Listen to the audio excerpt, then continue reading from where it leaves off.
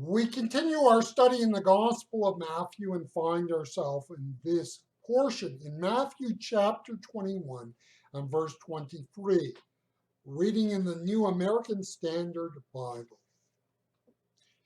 And when he came into the temple, the chief priests and the elders of the people came to him as he was teaching and said, "By what authority are you doing these things, and who gave you this authority?"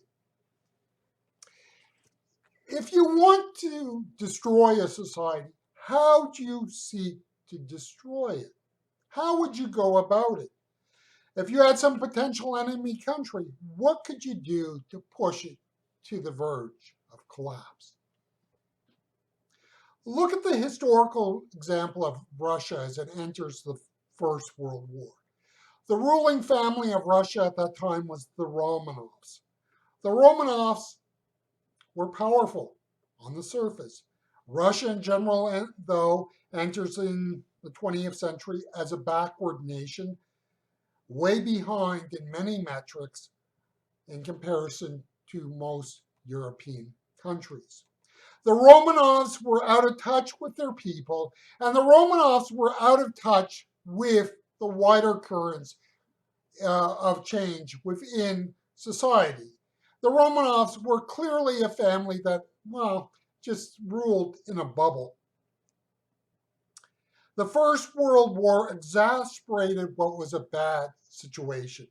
The military of Russia was not in the greatest of shape. You can go back to the war with Japan at the beginning of the 20th century and the defeat there at the hands of the Japanese. The Russian military was not prepared as it entered the First World War and was in no shape to deal with the German military might. Conditions for Russian civilians, never great, were not helped by the war. The Romanovs' authority to rule Russia was already weakened, and it was further weakened by the disaster of the war. It was not all that surprising that there was a revolution in Russia. The loss of authority to rule Russia sealed the fate of the Romanovs. Once they lost that sense of authority, it was very easy to overthrow them. If a political entity loses authority, chaos will ensue.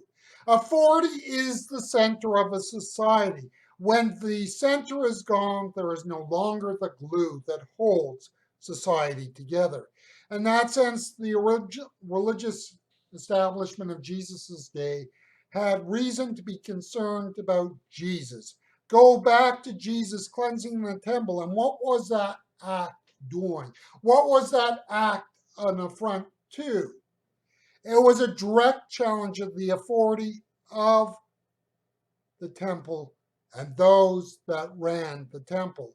It seems to me that the image in that time and place in Israel that was key was the temple. The temple was the center of Judaic religious practice and a center of Judaism as a cultural whole. It was perceived as a center, and whoever had that center had authority. Attack that center, and you attack their authority. It seemed that way because that worked for the religious authorities. In other words, the religious authorities in Jerusalem could use the image of the temple to hold their authority. They could hide who and what they were behind the running of the temple.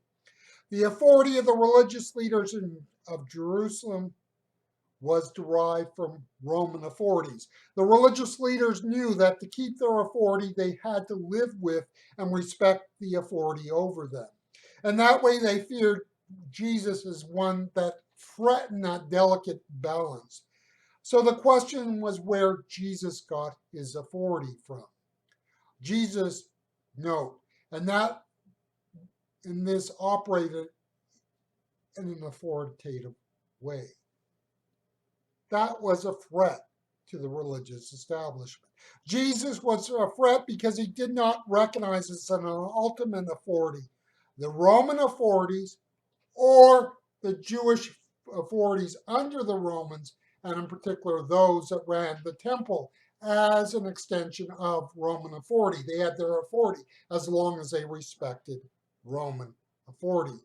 Jesus worked within the social order of his day, but not constrained by it. Society works to constrain people to the authority in society. This is why Christians in a totalitarian society will inevitably be persecuted. Why? Because they are not submitting to the ruling authority. And that represents a particularly strong threat in any totalitarian society. We cannot help but be products of the society we are born and raised in. This means we will be shaped and influenced by the world we are in. This cannot help but be. Notice that does not necessarily mean we have to be subservient to what the authority is in that culture. To be Christian is not about being churchy or that you read a book called the Bible or that you partake in communion once a week. Now, I'm not saying that these are not necessarily a good thing. What I'm saying is to be a Christian is ultimately to be a person who lives under the authority of Jesus Christ. You can be religious and still, live under the authorities of your culture. To be Christian is ultimately to live under the authority of the lordship of Jesus Christ. You see, if we do not live as if he is Lord, then we may be religious, but we are not Christian.